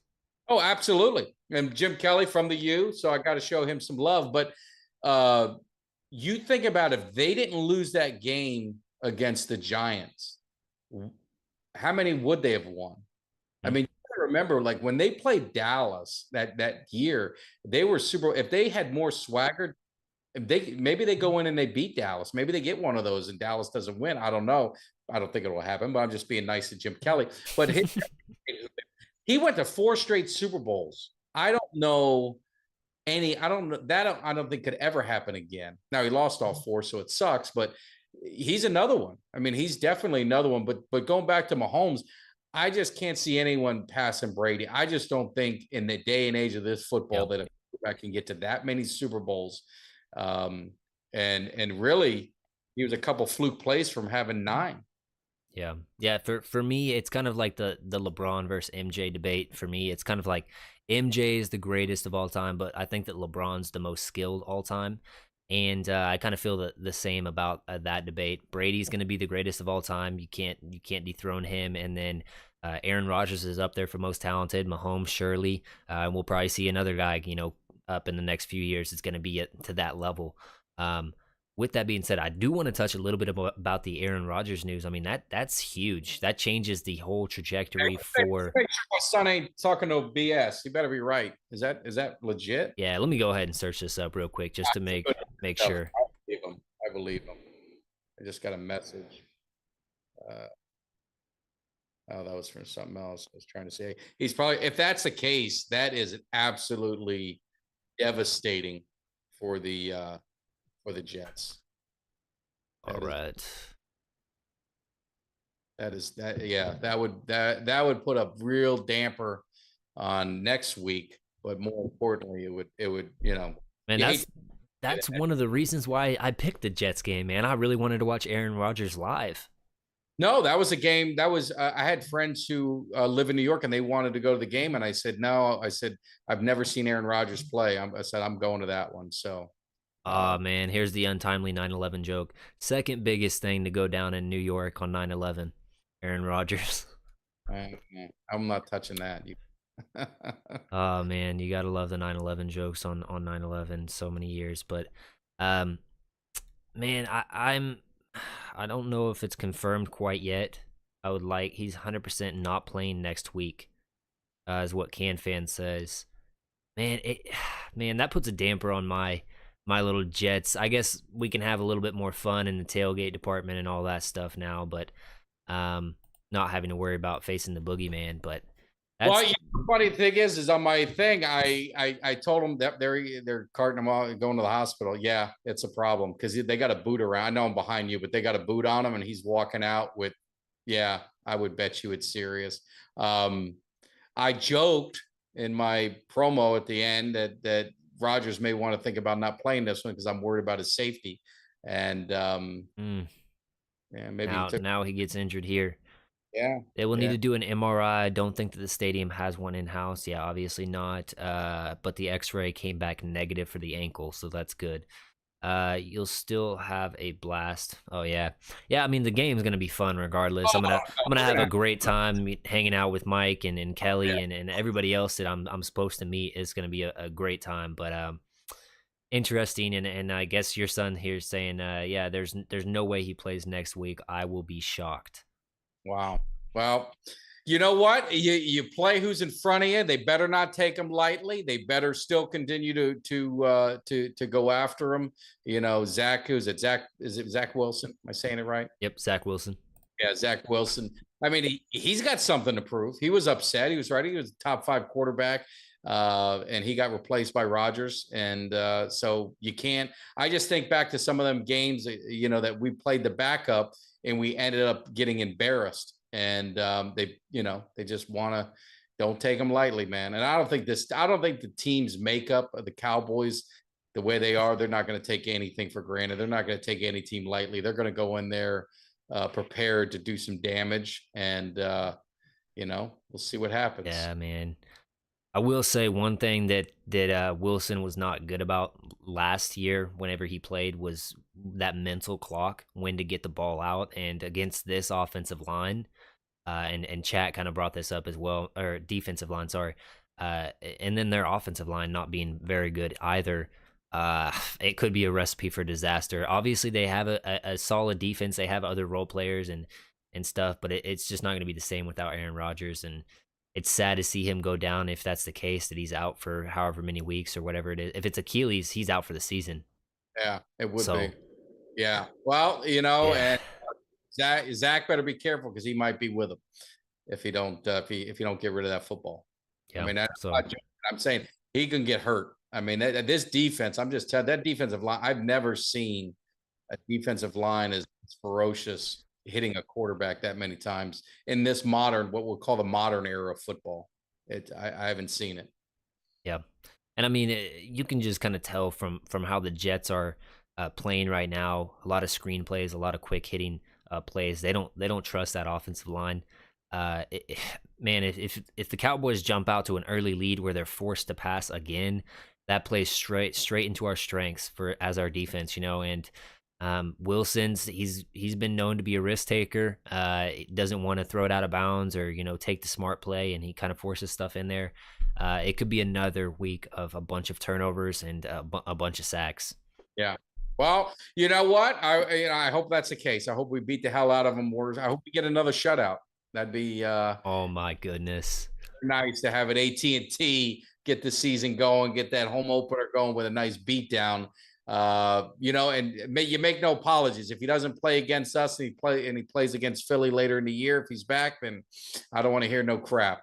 That's just the way sometimes. So yeah, it's the dice roll of the NFL season. I did see something though that said that the Philadelphia Eagles were, as far as health goes, the healthiest team last year in all of football. And then you think about their veterans, the players that are on that team. There's some old guys, and if I mean, obviously you're older than me. I'm starting to feel it now. After I've had some kids, like your body isn't the same as you were when you were 19, 20. No. Those things start to take a toll. So, who knows? Obviously, there was a lot of luck in that health and that Super Bowl run. You talked about playing a Giants team you absolutely obliterated during the regular season. You have that swagger, knowing that you can destroy them, then going and playing the 49ers that you knocked their quarterback out really early in that game, and then you knock out a second quarterback or whatever it was, and he has to come back in with a torn whatever UCL or whatever it was. So there's a lot of luck involved in a Super Bowl run, and it starts with health.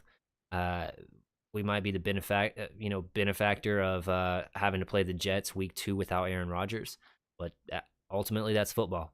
That's the way it is. And I think the Eagles, yeah, they were, but they got a little banged up. I think isn't the Kobe Dean out for a few weeks? I thought I saw today. Yeah, I saw that he got injured in that game, so I don't know if he's out or not, but yeah, But interesting. it's hard to stay healthy, and it's hard to stay healthy consecutive years, and that's just one of those things that everything's got to play right, and everything worked out well for them. But we'll see what happens. But this Cowboys, I can't wait, man. You got to get down to the Eagles game. You been to an Eagle Cowboy game at AT&T or no? No, man. Actually the first Cowboys game I went to was a couple years ago against the Panthers, Carolina Panthers. That we beat them, and then they kind of came back a little bit at the end. I was kind of leaving at that time because I had to drive all the way back to Wichita. But that was my very first one, and I'm 1-0 as far as going to Cowboys games. I went to a lot of Chief games and stuff like that because I'm right up by Kansas City, not too far. But as far as Cowboys games, I've only been to one, so this will be my second one. Hopefully, we can keep the win streak rolling. Is Kansas City Stadium all it's hyped up to be? I mean, the crowd and everything. Yeah, man, it's a great environment. It's loud. The last game that I went to, it was really, really cold. So that and the wind whips in that stadium too, and so that put a little bit of a damper. But as far as whenever I was a lot younger and stuff like that, yeah, it's super loud in there, even when they're not winning. Now that they have Mahomes and all those playmakers there and stuff like that, it's even louder. So yeah, it's a great environment. It's not AT&T Stadium as far as like stadium wise, but the fans and the environment, it's a lot of fun. Yeah, well, I mean that's the bad thing. Like AT&T it's more of a, it's not a hostile crowd. Yeah. It's not one of those things. So you do miss that. And Kansas City, they've always, I've always heard it's kind of like a college atmosphere. Yeah. That Ohio State, Michigan game or Miami, Florida State game or one of those, it's just that kind of atmosphere where you're standing up the whole time. It's loud, you're cheer, it just gets, it wears you out. They stand up the whole time there, man. And I was pretty close to the field. I got to see Tyreek Hill throw an interception. So that was kind of interesting, but yeah, it is kind of like a college atmosphere. But if the Cowboys have the season that we're expecting, I honestly think that the Cowboys fans will show up to AT&T and make their presence known be lively for the crowd, and hopefully we'll have a home field advantage throughout playoffs, so we can take advantage of it. That would be nice. It'd make the season tickets worthwhile. I've been waiting for that, so it hadn't worked out. So that's what I'm banking on. So I There you need go. a home field advantage. So Mike, while I still have you, man, what is like if you had to have like one thing that the Cowboys need to do better in game 2 versus game 1? Obviously you don't have the rain, hopefully, game 2, but is it the passing game, the offense in general, kind of where are you at with that? Yeah, I mean, the running game I thought did well in New York the first game. The passing wasn't, it wasn't what we'd expect, right? I think Dak was 50% completion. We talked about the drops. We talked about weather is a factor in that. The way I would love to see Dallas in a perfect scenario would see the offense just explode, and because Jets are a good defense, so they're still going to be bringing a good defense. I'd love to see this offense. I want to see the 4 wide. I want to see what the running back. I want to see the tight end. I just want to give me more confidence in the offense. I don't have the defense. We're done, right? We're all good. Yeah. The offense, you still have that one thing in your head, right? Because you didn't get a chance to see it. Now, whether it was going to be there or not, we don't know. But that's the one thing that weather's going to be perfect in Dallas. The stadium's going to be perfect. So I want to see this offense. I want to see what we've got with McCarthy doing the play call and what they've got, to give us some excitement going the rest of the way. Golly, Wilson, we can take advantage of Wilson just seeing him run all around the field. But man, I'm right there with you, lockstep. The offense has got to show a little bit more. Now, that's not to say that they were bad. I thought that rub route or the screen kind of play that they showed early on in the game to CeeDee Lamb, that's a route concept you don't get with Kellen Moore, point blank period. I think that that stuff is encouraging. We had some different run schemes and blocking that was encouraging as far as that goes. And overall, it was just like we saw the tidbits, but eventually we got to get the meal. So crumbs are good, but we got to get the meal. And it looks like Chad is saying there's some doctors who are watching this replay saying it's an ACL for Rodgers, something about a calf reverberation. And then he also says, my buddy just won Dez Bryant box tickets for next week on the Michael Parsons stream. He's trying to get Dez to stop by the Cowboys Cave tailgate party. Hey, we need Dez there, man. Of course. That's what, yeah. Hey, man. That's awesome. You won, man. I'm just, the one Dez story, I don't know if I told you, but I've said it once, but my son is a huge Dez Bryant fan. Huge Dez. And last year, we went to the Eagle game, and Dez does a tailgate party where he'll go and he sign. You can get like a ticket, and he signed. So I'm like, my son was graduating high school, so I'm like, you know what? I'm going to surprise him, and him and I are going to go to the game. He's not going to know. We're just going to walk up to the tailgate, and there it is. And if you look behind me on this side, you'll see like a white helmet, and below is a silver helmet. I bought those to get signed by Dez, and that's cool. We go in a week before, they cancel it. They cancel and they say, oh, this, maybe it wasn't a big enough turnout. It was right before Christmas. But in the meantime, my wife and daughter were like, well, that'd be fun. Let's make it a family thing. So thinking that we're going to see Dez, I bought 4 airline tickets. I had to buy 2 extra tickets because I only have 2 tickets. So I spent all this money, and it was all around my son getting to see Dez Bryant, and then he canceled it. And it my goodness, absolutely crushed us. And I even reached out to, the company, the personal corner that was doing. I'm like, oh my God, dude. I said, you don't know what I went through for this. I cannot believe it. And he's like, oh, maybe we'll try and see if Dez can meet you or something like that. It just never worked out. But yeah, I bought 2 helmets. You know how much helmets cost? Yeah. Yep. Tickets. Had to buy 2 extra tickets to the game. It was an expensive, not to see Dez, but it would have been worth it. And we're going to try it again this year. We're going to the Eagle game, and if he does that again, he'll sucker me back in to do it again. He's going to get X from you guys, man. Yeah, I love Dez. I think to your point, man, Dez it was just so unfortunate. He was such a physical player. That was his detriment. Yeah. Because he played hard whether it was a little catch, he never ran out of bounds, and he would just look for contact.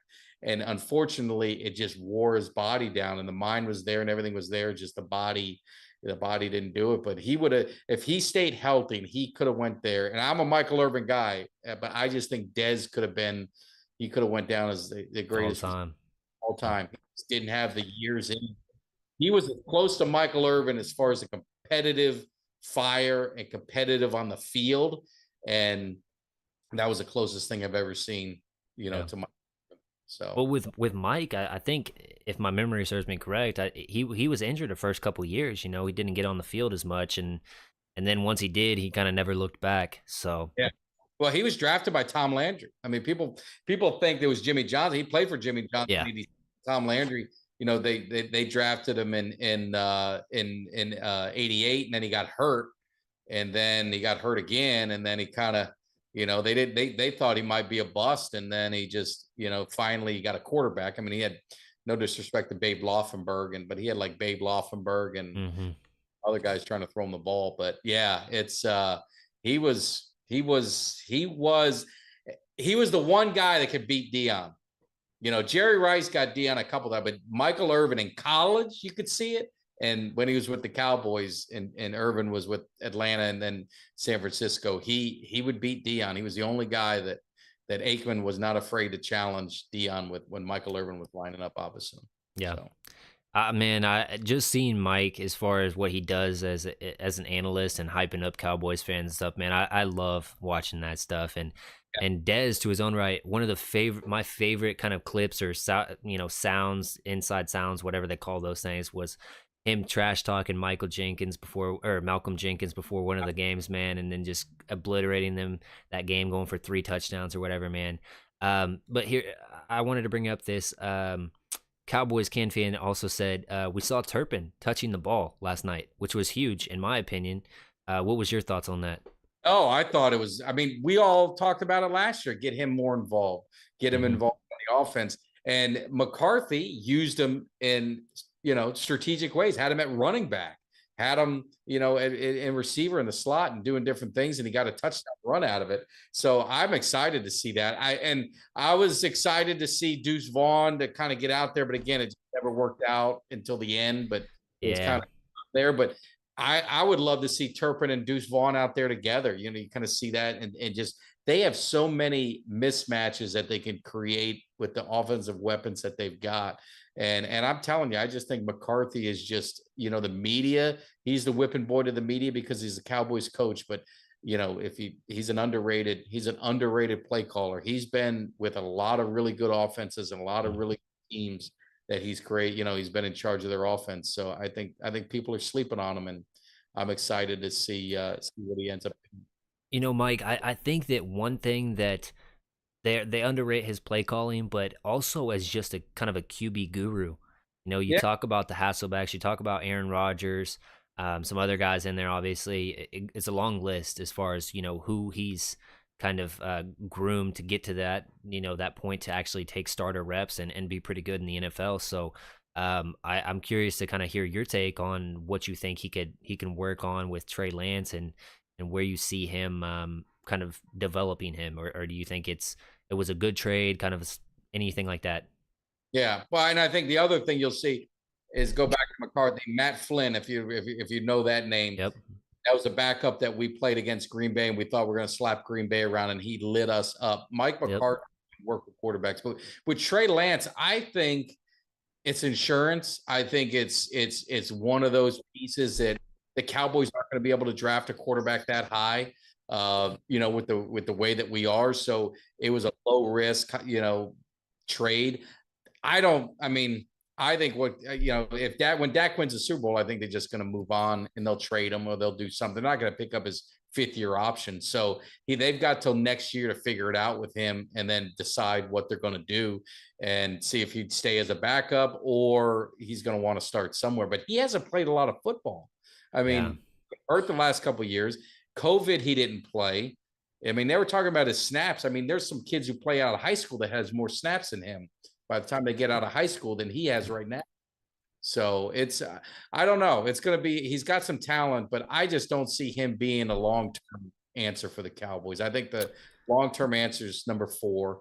And And he's, he's 30 years old. I mean, the NFL today, you can't touch the quarterback. He could Yeah. play to 38, 39, 40 if he wanted to. Yeah, I mean, as far as longevity goes, quarterbacks are if you're a good quarterback, at least, obviously there's the guys that flame out, but if you're a good quarterback, you can expect a very long career in today's NFL. And to your point, just getting those guys like Matt Flynn paid to the Cardinals and went on to the Eagles and stuff like that, it's interesting because like you said, you don't see Trey Lance as the option for the Cowboys, but use him as trade bait if he does get in there and he looks good. And then you talk about his snap count. He has less total snaps as a quarterback than Geno Smith had all of last year. So I mean that's crazy. So if you can get him in there, develop him, let him really understand the game and see windows and understand. Hey, you need to squeeze this ball close to the sideline to limit interceptions. Here, you got to keep these ones low and away when it's this route, stuff like that. Just the understanding of the game as a quarterback, and then just having the mental clock and stuff like that.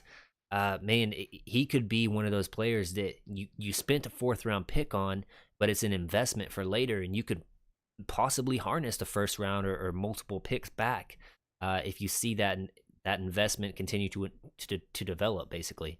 Yeah, and then you're going to be seeing a lot in preseason next year. I guarantee it. Oh yeah.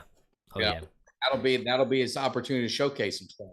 Yeah, I don't think that Rush is probably going to be on this team next year. I think that they're just going to roll straight with Trey Lance, and he does a lot of things that are similar to Josh Allen. Man, stop throwing interceptions, bro. Yeah, you're beating me on fantasy tonight, man. But yeah, he does a lot of good things that are very similar to what Dak does and can do. I was a little bit nervous on that. We're up 19 points and they ran Dak there at the. Did you kind of?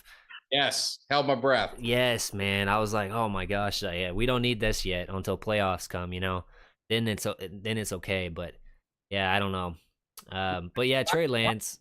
Design run, with Dak. So that shows that, they're not afraid to run Dak in the right. And I've always said that in the right situations, I think you can use Dak, use his legs. He's not, he's not Hurts and he's not Lamar Jackson, but he's a big dude. You don't want to go head up with him. Wow, Allen, a 2nd interception thrown into double coverage. Can we talk about that? If Dak has 2 picks like Allen has given up, he is skewered in the media. Drives me effing nuts. Cowboys fan, man. Let's see what they do tomorrow. Let's see what they talk about tomorrow. The only thing with Allen, the benefit he's going to get is that Aaron Rodgers is going to be talked about the most, right? Yeah, that's definitely true. Allen is a weird quarterback because he has the arm talent. Like, he has an elite arm. I just don't know that he has that elite, like, mental aspect of the game. Like, he always wants to try to make a play, and that gets him in trouble. And that's what kind of separates him between, like, the Joe Burrows and the Mahomes. I think that those two guys are kind of the cream of the crop right now. And then it's Allen kind of by himself. And I could probably throw Aaron Rodgers up there with him just because of what he's done over his career. Obviously, if he's out this season, obviously he kind of gets thrown out. But and then after that, I would put Dak and a couple other guys in that tier. I'm interested to hear kind of what you think as far as QB tiers and stuff like that. Yeah, I mean, I'm with you. Mahomes and Burrow are the top 2 for me, and then I think it drops off. I don't have Allen as high. I've just never been real big on him.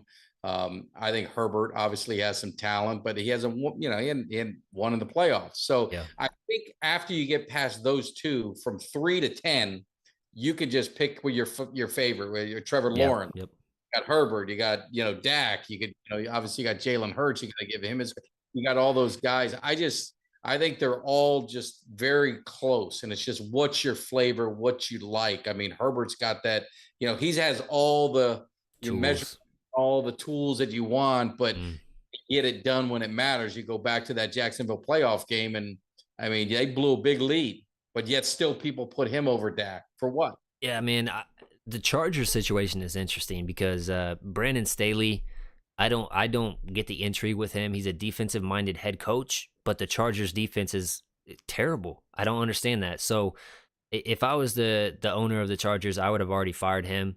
I know that they have, playoff win or get to the playoffs, and stuff like that. But at some point, you got to understand that this league is offensive oriented, and unless you're one of the five best defensive coordinators, a Bill Belichick, I'm trying to think of any other like super great. There's not many defensive minded coaches. Yeah, exactly. The Bills, you got Carroll, like you said, Belichick and him. I don't know if there's any other ones that if you can think Yeah. of that. Unless you're one of those elite guys as a head coach, I just don't see the intrigue with it. I would rather go with an offensive minded guy because not only can he step in and call some plays every once in a while, but he understands the game offensively and defensively. Because when you're an offensive mind, you have to scheme your stuff based on the coverages and the looks that you see from the defense versus just the defense is kind of a guessing game.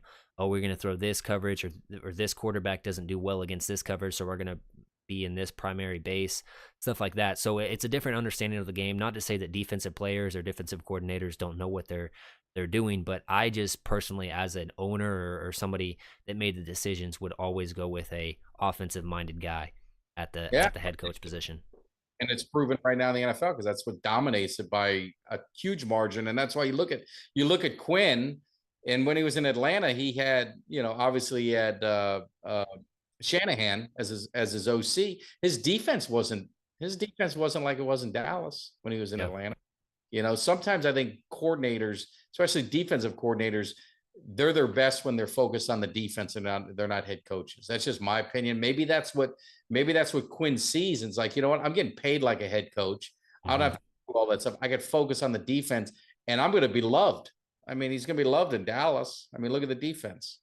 I think another thing that's kind of a lot of people overlook is the fact that as a head coach, you got to be down there on the sidelines. As a defensive coordinator, you can sit up there in the booth and see it from a bird's eye view and really understanding what the offense is trying to do. If there's any if they have any tendencies like rolling to the right more often than not, you can pull coverage that way. It's a better. It just gives you a better spot to really dictate your coverages and whatnot. That's the biggest thing as far as Dan Quinn goes that I think is kind of undertold or under appreciated, I guess, from his standpoint. Yeah, no, I agree. So hopefully he stays. I don't want to stay. Yep. Well, Mike, man, if you want to keep on going, we can. I don't want to hold you up if not. No, I mean I'm good. I've been yapping for 3 hours now, so doing the other. But yeah, I probably gotta get to bed. But no, I could talk Cowboys, I could talk football, but we definitely want to get out. Definitely get out, and hopefully we get to see at the Cowboys Cave tailgate. And then, like I said, Eugene said he'll be out there. We'll find out. So hopefully he'll be out there. We'll have some fun, and a lot of Cowboy fans are going to be out there. It's going to be a good time. So I'm definitely looking forward to it. And like I said, it sounds like Aaron Rodgers, it's probably possibly not going to be there, which is a bummer. Man, it is weird because I really love Christian McCaffrey. In that first game I went to, I was like, Panthers, oh, I can see Christian McCaffrey. He was injured that game, so I didn't get to see him. Now coming here, I probably am not going to be able to see Aaron Rodgers and be like, man, that is such a bummer. It's one I've been waiting for this game, and I've had it like when they got him, I was like, oh, we're going to get him. It's finally our opportunity, because I didn't want him to retire without us getting a chance to finally get him. And now with him being on the Jets, we're not going to see. He'll be retired by the time we see him again. 4 years or whatever. So that's the disappointing part, that I was hoping to see Aaron Rodgers. But I'm not going to complain if this means that we get a lesser quarterback, that if we stay focused and we can slap him around a little bit, I'll be all right. It's triple. Hey man, if that's the case, and we roll out of there 2-0, and we get to go travel to Arizona and take on those boys. 3-0 is looking really good, and then we got some tests ahead. But in the fourth game, what are we? Patriots, I think. Is that okay? So I'm going to that game. Yeah, Patriots, and then the Niners. Niners are the fifth game. Yep. Okay. Yeah, that'd be nice. See, I thought I took a lot of heat because I thought we were going to lose to the Patriots. Patriots are just a well-coached team, man. It's hard to really predict a win or a loss there because there's so much of unknown, I guess. It's like on paper we should be able to beat them pretty handedly. ahead. That's why I have them losing. Yeah. I think I'm going to be looking ahead to, and I think I had it if the schedule's right. I only had us losing 5 games, but I had us losing to the Patriots, through which I think we play San Francisco the next week, and then I think we play the Chargers the week after. And I had us lose the Chargers. I just think they're going to have a letdown. I don't know. I had them losing to the Chargers too, which is interesting because obviously I don't think very highly of Kellen Moore, but I just feel like we get that monkey off of our backs with beating the Niners, and then they're like, yeah, hurrah! If we are 5-0 at that point, it's like we got to predict a loss here eventually. And you got to go back out to you're going back out west. Yeah. You're thinking of the travel side of it and the effects, but it's funny because you get heat for whatever you pick, but they're going to lose a game. I mean, let's just I'd love us to go undefeated, but more the odds are you're going to lose some football games. That's just the way it goes. So picking those games, you kind of look for the reasoning behind it, because I think we're better than both of those teams, but that psychological thing that could happen. They're all human, but I think they want that 49er game bad, and I think we're going to beat them. Yeah, no, I'm right there with you, man. So chat saying here, come on down to Arizona. I got a place for you guys to stay, and I'm getting field passes from Micah Parsons. So I don't know if I can swing that one with my boss, but that'd be a lot of fun, man. Mike, obviously you've been doing this for a long time, and I assume most of the people watching probably follow you, but if not, just go ahead and give yourself a shout out. Tell them where they can find you. No, I appreciate it. All social media, obviously, it's mtag at 1993. So mtag 1993 on Instagram, on Twitter, and on YouTube. We got the Cowboys Cave, so that's really easy to remember. Cowboys Cave, because I'm always coming from the cave. Definitely hit that, subscribe, like, and share. Same thing you're obviously doing with Boys in the Zone. We just love doing great content. We got Kelly K9, got Jimmy D. We do a fantasy football show just for fun on Tuesdays with a bunch of knuckleheads, but it's it's just good times. So we're not diving into film as much as EJ does and doing all the draft analysis, and those guys do a great job. It's just really just some fans just mixing it up. If you know Kelly K9, and that's kind of how it goes. So we love doing it. So definitely, but I appreciate you, EJ. You've been on our show and we'll be on a bunch more, but I appreciate you allowing me to come on, man. It's a good time. Yeah, man. I can't thank you enough for popping on late notice as well. Been a fan of yours, and just Kelly to that extent, just getting to know him and stuff like that. It's a great show. So if you guys are not subscribed to Mike, go ahead and subscribe there. If you're not subscribed to my channel, go ahead and subscribe, leave a like. I'm going to be doing a lot more of these lives.